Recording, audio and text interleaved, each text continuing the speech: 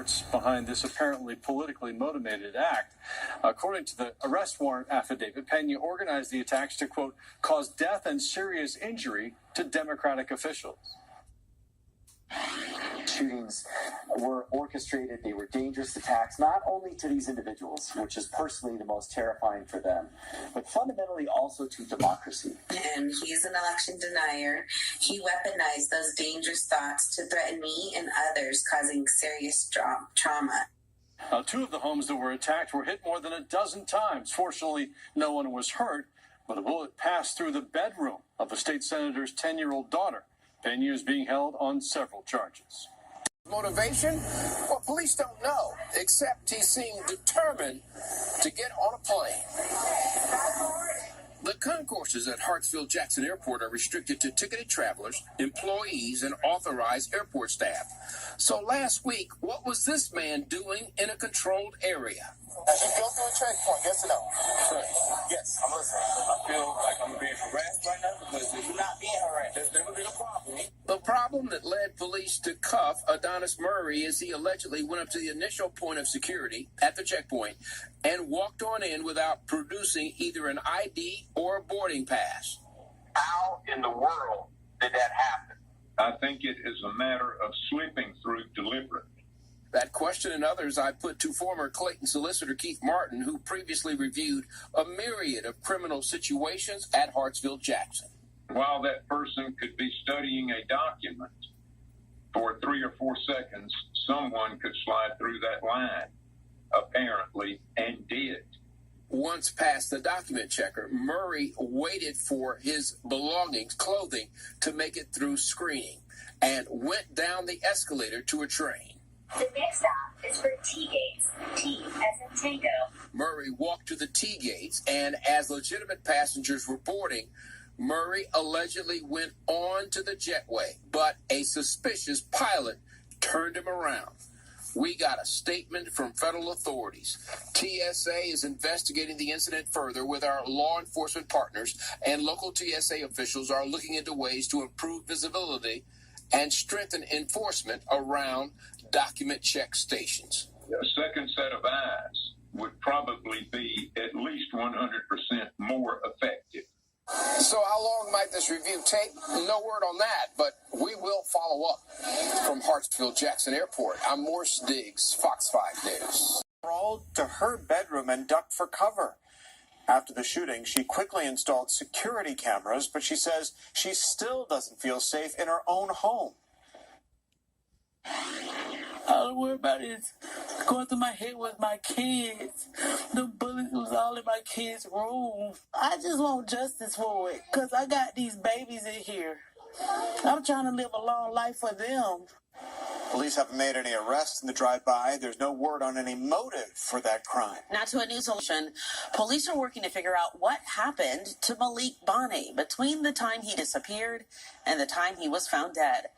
Investigators say Bonney walked away from a group home on Hemberley Road on November 30th. His body was later discovered at a vacant home on Cedarhurst Trail, less than 2 miles from the group home on December 20th.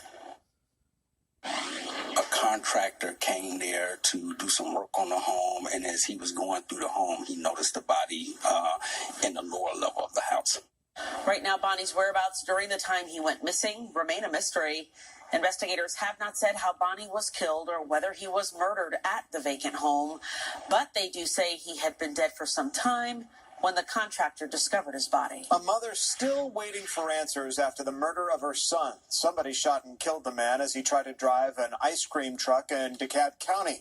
And as Newshead reporter Christopher King tells us tonight, more than 8 months have passed and police haven't made any arrests. The people who gunned down Paris James Smith are still on the run. Now his mom wants answers and justice. I feel robbed. Shekinah Smith says her son, Paris James Smith, made her a better person since the day he was born. She wonders why would anyone take the life of a young man who brought so much joy into her world and the people around him. He was honest. He was quiet. to where he would listen first and speak later. Early one morning last May, Paris was delivering ice cream to a home on Oakwood Manor near Redan Road. Investigators believe two people followed him, shot him, then stole his 2019 Nissan Altima. Chicana tells Fox 5 police found that car in December. Moments like these, it gets more real. Chicana says Paris was working his side job as a delivery driver with GoPuff. He fit in everywhere. Chicana says her son was punctual, but that night, Paris did not call and was 2 hours late. I already knew before the word. Then the news no mom wants to hear. Her son was murdered. It shattered me. Paris was an honor student in high school. He attended Georgia State at one time, and he'd just gotten a promotion at his other job with Amazon. He was wise beyond his years. But 8 months after her son's death, his killers are still out there. No arrest. Well, Coach, you mind to think about that? Situation.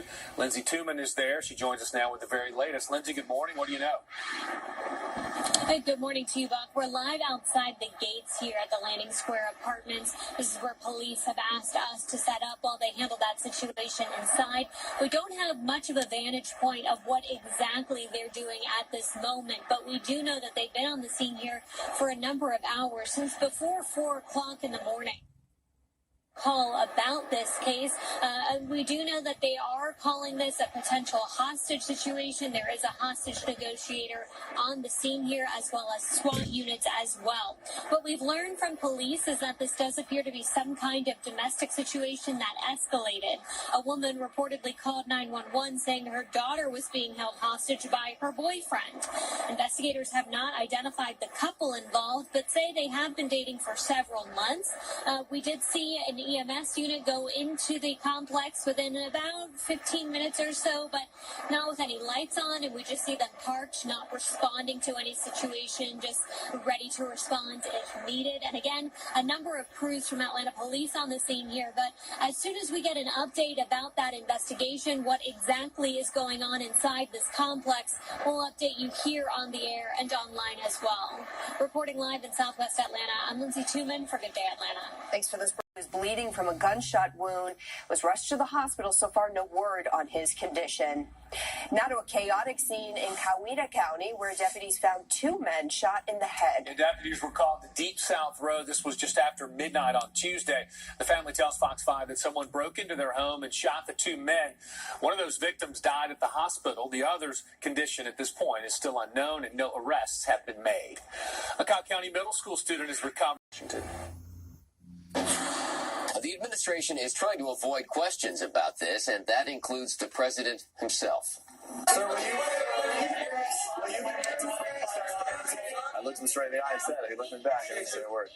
Will you commit to speak to the special counsel? He looked at me and didn't say a word. The president not saying a word. The White House press secretary is speaking, but not providing many answers. So did you not know on Friday that those documents had been found when you were at the podium, or are you being directed by someone to not be forthcoming on this issue?